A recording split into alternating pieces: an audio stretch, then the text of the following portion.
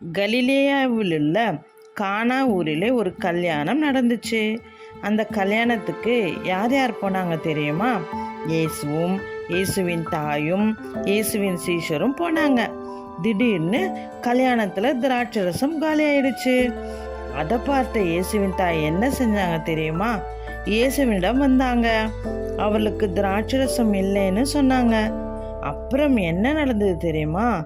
அந்த இடத்துல 6 கற்சாடிகள் இருந்தது. இயேசு வேலைக்காரரிடம் ஜாடியில தண்ணிய நிரப்புங்கன்னு சொன்னாரு. அவர்களும் நிரப்புனாங்க. பிறகு இயேசு என்ன சொன்னார் தெரியுமா? ஜாடியிலிருந்து மொண்டு பந்தி விசாரிப்புக்காரனிடத்தில் கொண்டு போங்கன்னு சொன்னாரு.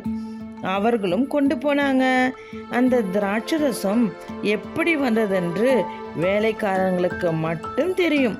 பந்தி விசாரிப்புக்காரனுக்கு தெரியவே தெரியாது. அந்த திராட்சை ரசத்தை எடுத்து ருசி பார்த்தான். ஆ, மிகவும் ருசியாக இருக்கிறதே என்று சொன்னான். இப்படியாக இயேசு தண்ணீரை ருசியுள்ள திராட்சை ரசமாக மாற்றினாரு. இதிலிருந்து நமக்கு என்ன தெரியுது? நம் வாழ்க்கையில என்ன குறைவுகள் வந்தாலும் ஏசப்பாவிடம் நாம் சொல்லும்போது எல்லா குறைவுகளையும் நிறைவாக மாற்றுவாரு.